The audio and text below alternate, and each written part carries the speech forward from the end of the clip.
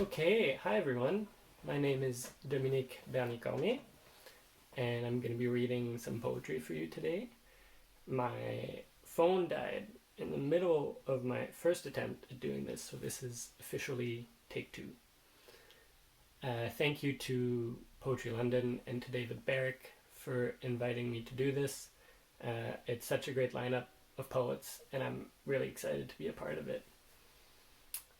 Today I'm going to be reading from a new book project that I've been working on for a couple of years, and I actually need to give you a bit of context for it because it involves an old family legend that my dad has been telling me since I was a kid. So according to family lore, according to family legend, my ancestor Pierrot Cormier in 1755 was living in Acadia and was jailed by the British during the deportation of the Acadians. And Pierrot was awaiting to be deported when his wife visited him in jail and managed to sneak in past the guards a dress. And according to legend, Pierrot wore that dress in order to sneak out of Fort Beau Séjour. And my dad has always told us, me and my brothers, that that's why our family is from New Brunswick and not from Louisiana, which is where a lot of the Acadians who were deported ended up. And I've always loved that story. I've always wanted to write a poem or poetry about it. And I've always wanted to go to Louisiana to kind of visit that parallel reality that we narrowly escaped. So finally, last spring, my dad and I went to Louisiana and drove around for 2 weeks, and it was great and weird and all sorts of things. And the summer before that, I also visited Fort Beau Séjour, which is the jail that Pierrot escaped from. And it's now a National Historic Site, and there's a little museum, and you can tour it, and you can even rent an old 18th century canvas tent, and you can spend the night in the ruins camped there. So the poems that I'm going to read today are split between Louisiana and Fort Beau Séjour. Sorry, I kind of bounced there a little. And I'm also going to read a bit of bilingual poetry, which is something I've been trying, which has worked to very varying degrees. But I think I've kind of managed to settle on weird, hybrid, monstrous syntax that kind of works. Okay.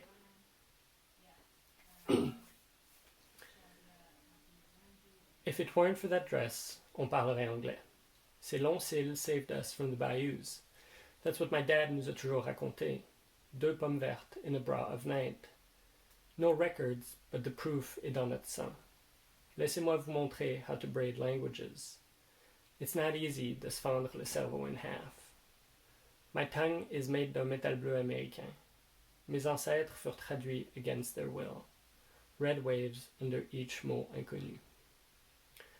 But can you be deported d'une terre qui ne t'appartient pas? This poem is breaking down autour de moi, like a sky entre chien and wolf. Two green apples dans le crépuscule de sa blouse. The next one serves as a bit of an introduction to this sort of parallel Louisiana, New Brunswick structure. And it's called I am floating above a dark field of turnips. I am floating above a bright field of peaches.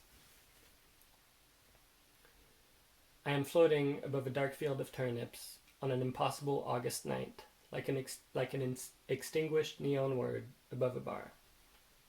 It is 1755. I am not born yet. Inside a star of stone nearby, a man is putting on his wife's dress. With each button, a bone of meat is born, hypothetical blood, 200 years of eyelashes.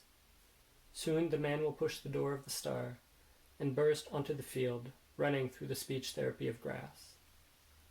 Night and impediment. Dogs repeating the same bark over and over, endless exercise. Soldiers like red words typed loud and mechanical across the last paragraph before the river. From above I try to direct him, but there is no neon in me, no great signs. He cannot hear the future. The river is an empty museum of water. He shouts his name into it, and vases of moon shatter. Suddenly, a rope pulls him to the other side. I recognize myself standing across the water, translated to safety. Dressed, drenched, shivering inside the past. I am floating above a bright field of peaches on an impossible piece of metal, like a splinter of neon ice above Louisiana. It is 2019. My father sits next to me, rolling his sleeves, untying his tie. Each mile closer to a parallel universe, dark mirror, hypothetical drawl. Soon a man will welcome us with an accent and a gun to American soil, running his fingers through our clothes, 50 stars in his mouth. Impending night, an X-ray barking through my bones. Exercise of power. The red stamp of a sunset over the Vermilion River, which is another word for red, but deeper and closer to earth. I try to picture where we are from above, to find the great blinking sign that says, "You are here." But the cool sky is gone, and I carry my jean jacket like a regret. The bayou is an empty orchestra of mud. I shout in French into it, and hear strings and strings of blood snap. Suddenly I am here, translated into heat, sweating well into the night, my whole body asking, what are we doing here?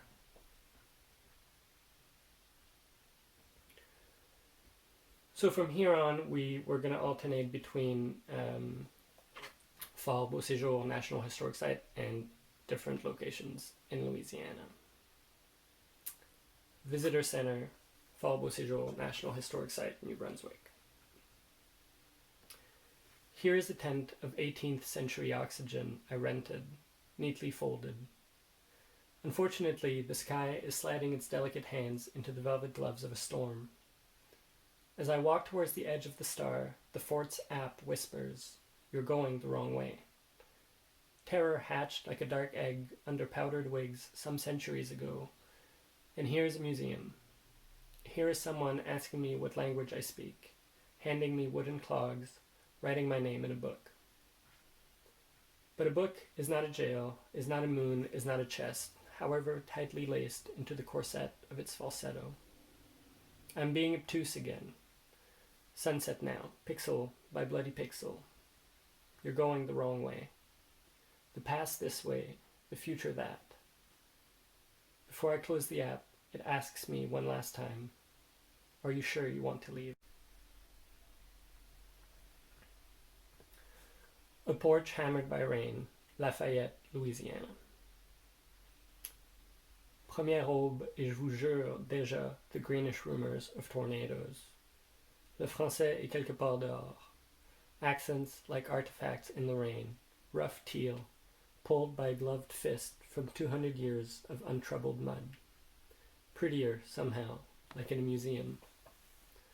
Enfermé en dedans toute la journée, par le magnolia menaçant de boire a tall glass of lightning and pass out across the porch, I scan Barry Lancelet's 1960s field recordings of Cajun folklore, listening for a voice that will click into my chest like the long-lost half of a twin amulet. I record 12 seconds of Lafayette rain and tried to hear the French in it, give haunted, poetic subtitles to the static, like on a bad Ghost Hunter TV show. The magnolia outside, with its petals prehistoric claws, its white flowers bigger than salad bowls, filling with rain that smells like lemons, and scares me. Could be any number of cultivars. Brown Beauty, Goliath, Little Gem, Southern Charm. No way to know its real name, sans s'amarrer le cœur, puis sortir dehors.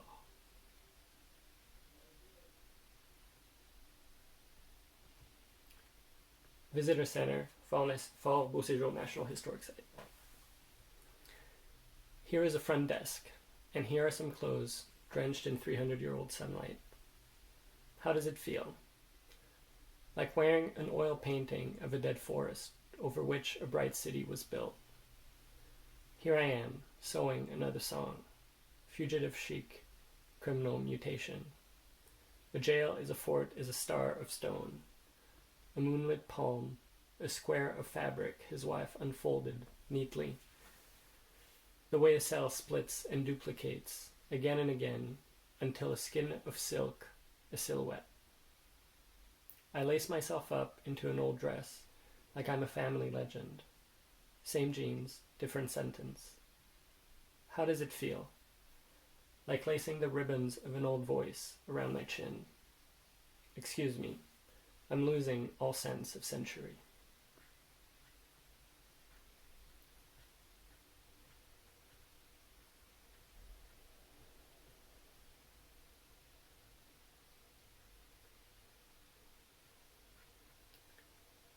Arnaudville, Louisiana.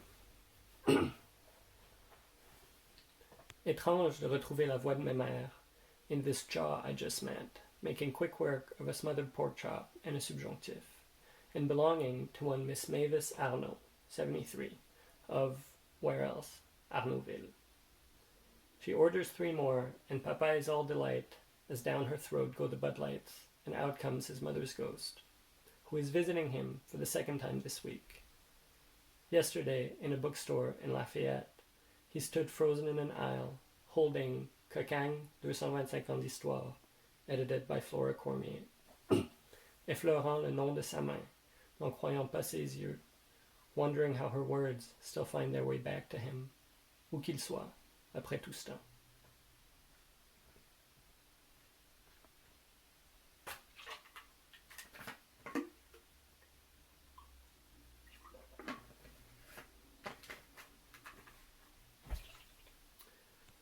Fort Beau Séjour National Historic Site. Back to this fortress of old air. It fell the way all things fall. Blueprints over a treacherous pint of beer. A translation paid in diamonds. Future land. Une rivière traversée par une bouche. As they say in Italy, translator, traitor. The beers I smuggled past the dreaming boy at the reception desk are called Dark Matter and Blasted Church. Picture that, clinging at dusk, spilling on a dress I borrowed from the past, and over the ramparts, dressed in grass. Hypothetical energy, wrecked God. Now we know a century is just an itchy label you can snip off the collar of your soul.